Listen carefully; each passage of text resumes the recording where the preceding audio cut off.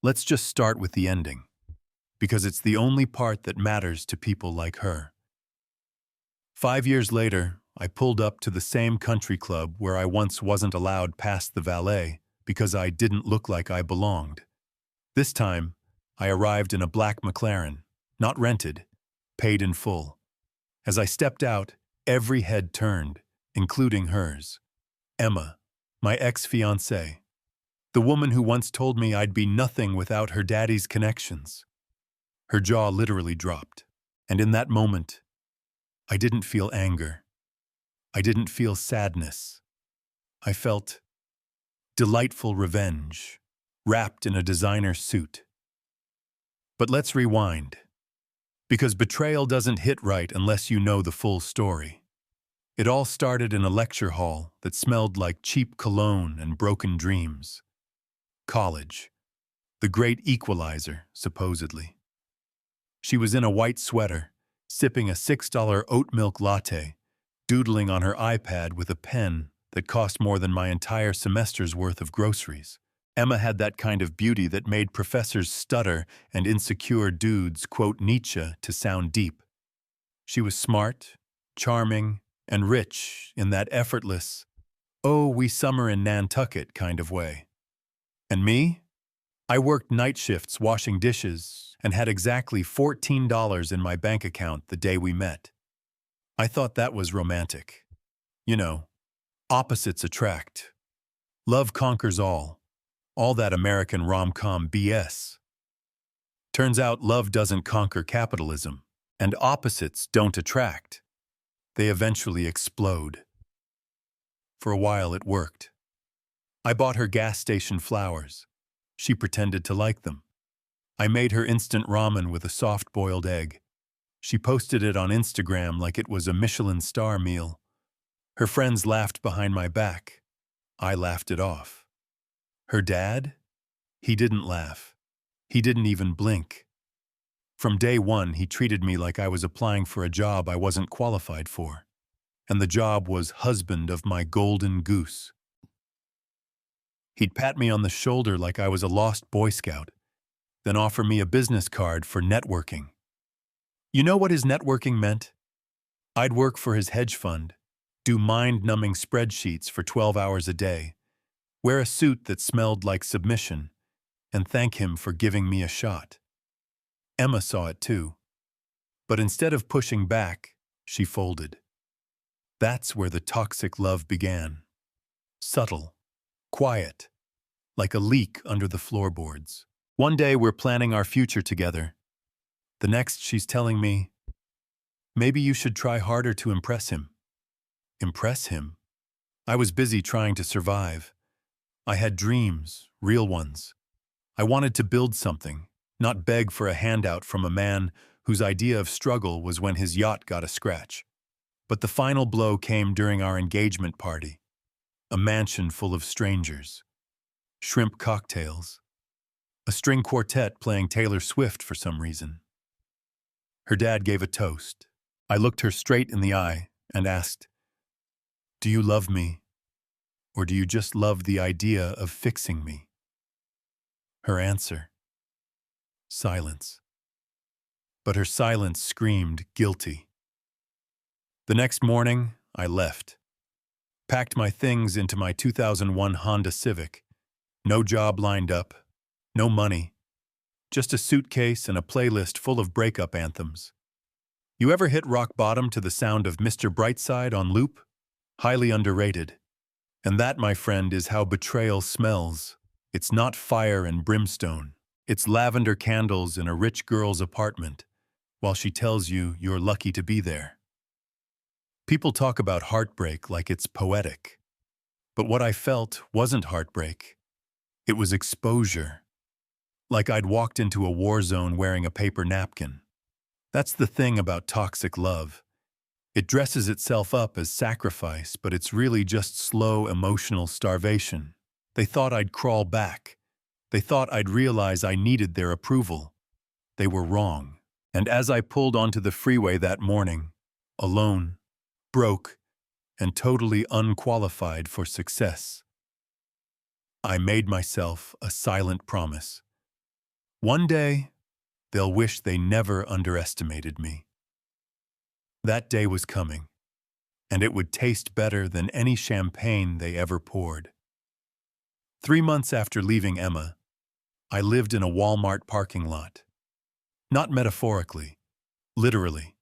Me, my Civic, and a gym membership I couldn't afford, but needed for hot showers and the illusion of control. Every morning I woke up with back pain. Every night I went to bed with a burning hatred for Egyptian cotton sheets and trust funds.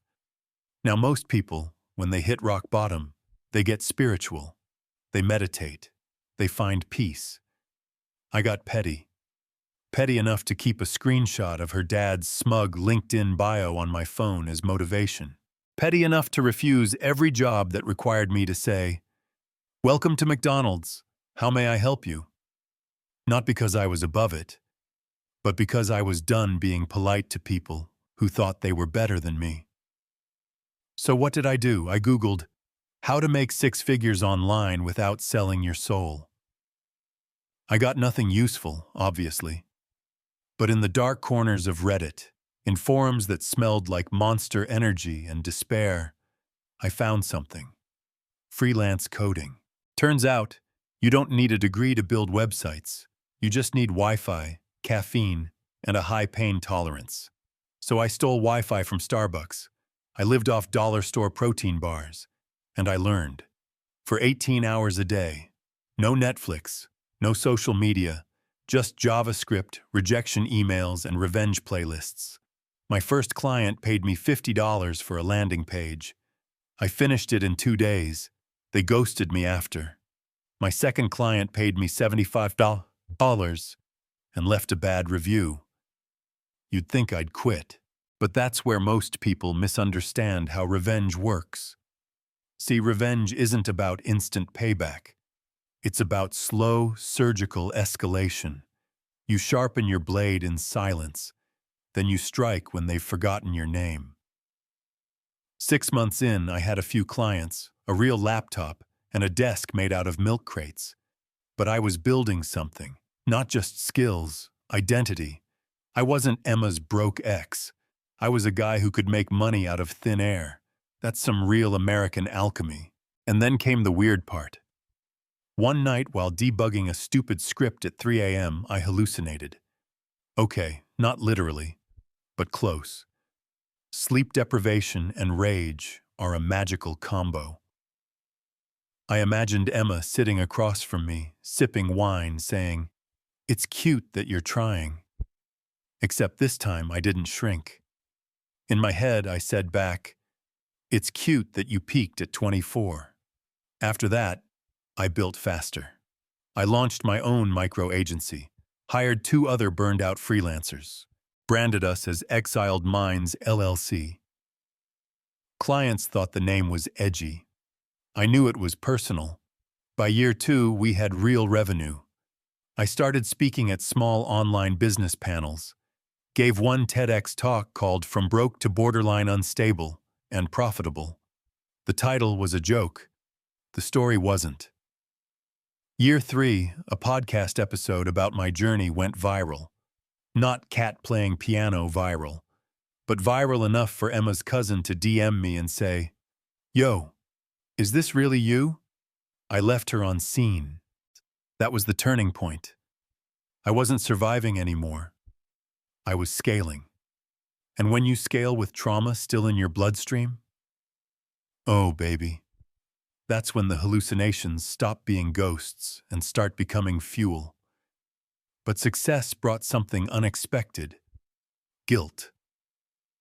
Not guilt for leaving Emma. Not even guilt for ghosting her cousin. Guilt that I was starting to forget why I was so angry in the first place. That's the curse of revenge. Once you start winning, you almost want to thank the people who hurt you. That's how the cycle tricks you. But then it happened. An invite. From the Lockhart Summit, a pompous legacy business conference hosted by none other than Mr. Daddy Warbucks himself, Emma's father. The same man who once told me I didn't understand what real work looked like. Apparently, he'd seen a keynote I gave online. Said I had raw entrepreneurial grit. Wanted me to speak on the future of decentralized tech. I nearly dropped my phone from laughing. Was this a trap? A test? A joke from God? No. It was real. So I RSVP'd yes. Not because I wanted to see them, but because karma wears a tux when you let her. And let me be clear, I wasn't going there to gloat. I was going to close the loop. Because revenge isn't complete when you win. It's complete when they know you won and still can't touch you. You ever realize you're winning, but still feel like you're faking it? That was me. 3 years after walking away from everything, I had the bank account, the company, the fan base. Hell, even the blue check mark. I was the self-made comeback story that LinkedIn influencers love to exploit for content. People quoted me like I was some kind of tech monk. If he can do it, anyone can, they'd post, under photos of me speaking in front of LED backdrops, smiling with that corporate polished authenticity that says, I used to be sad, but now I own you.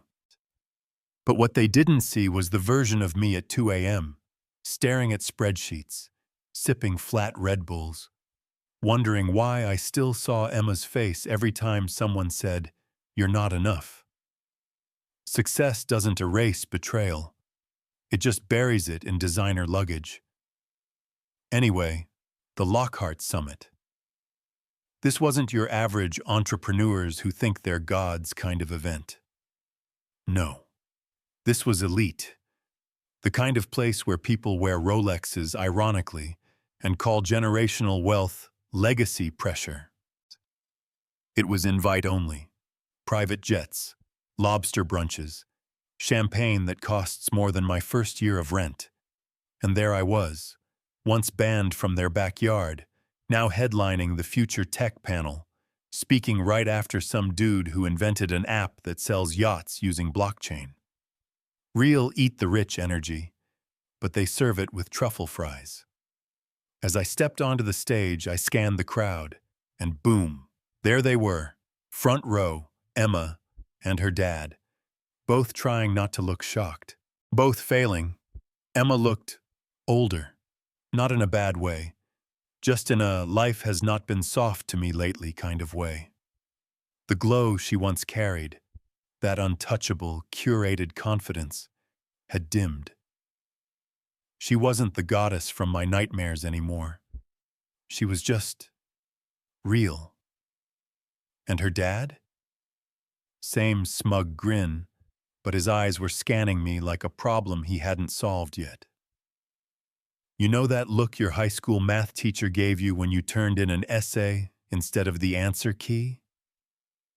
That. I opened with a joke. I used to wash dishes, and now I wash my hands of anyone who doubted me. The crowd laughed. They didn't know. But Emma did. I locked eyes with her for exactly 0.5 seconds, long enough to say everything. Remember when you called me a broke loser? Yeah, that didn't age well. After the panel, I hit the VIP lounge for one reason: to breathe. When you're running on vengeance fumes for years, public admiration feels like secondhand smoke. Nice for a buzz, toxic in the long run. And then she walked in.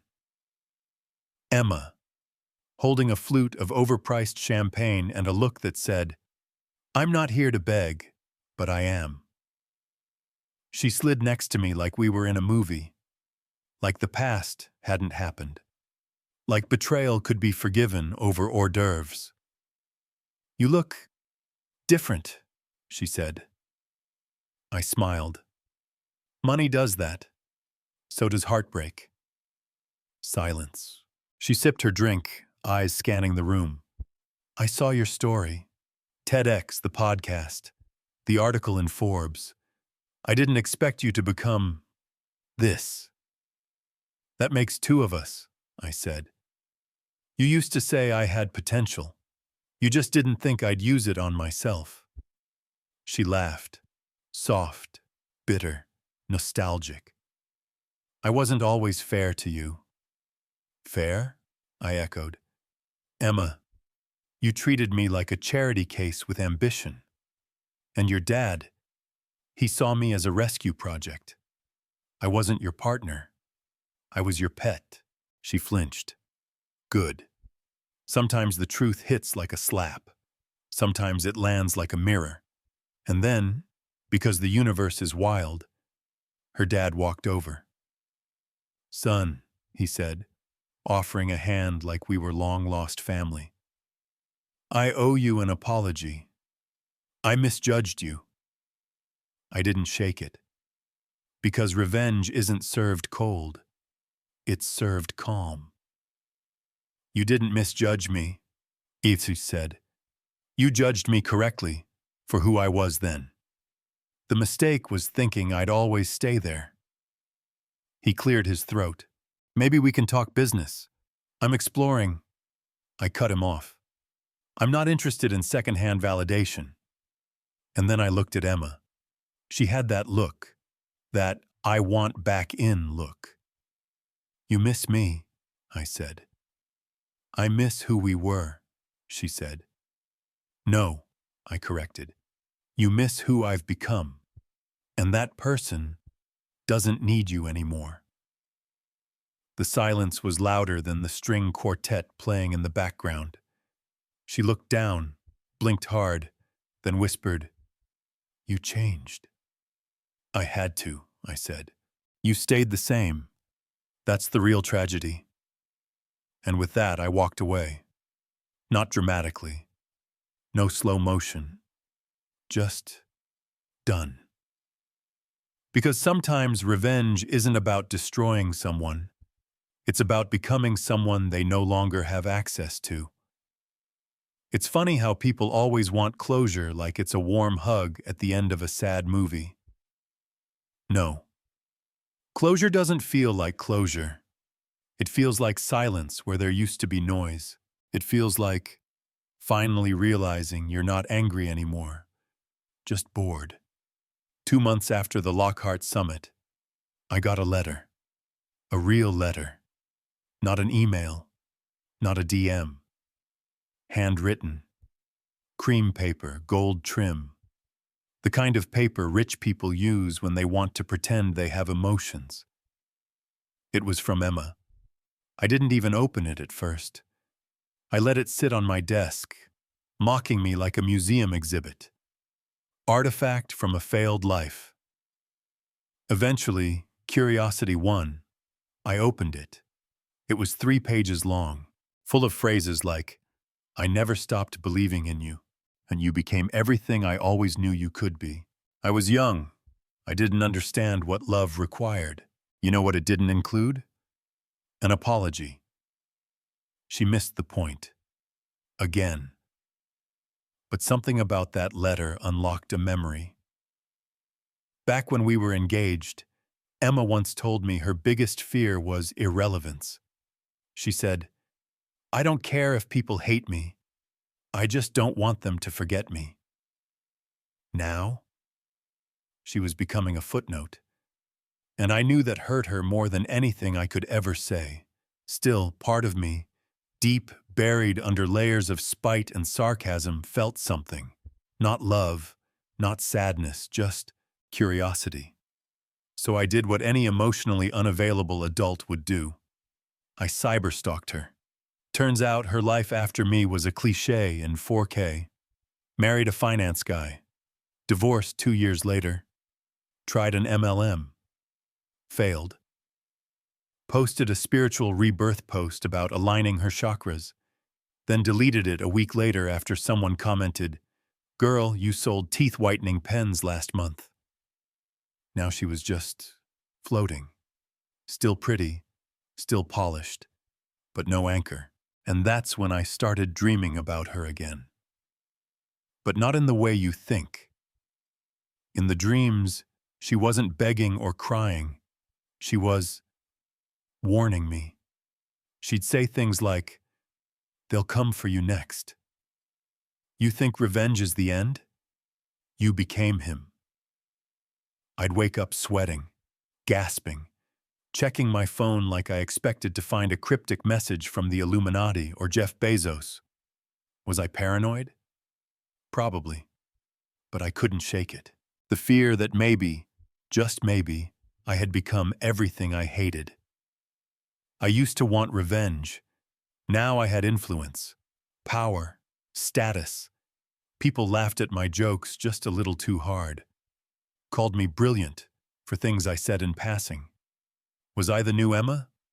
The villain in someone else's origin story? That scared me more than heartbreak ever did. So I made a decision. I sold the company, walked away at the peak, gave my team bonuses so big they thought I hit the wrong number. I didn't. I meant it. I deleted social media, stopped chasing interviews, turned down book deals, moved to a small cabin near a lake where the Wi-Fi sucks and the sunsets are better than any wallpaper you'll ever download.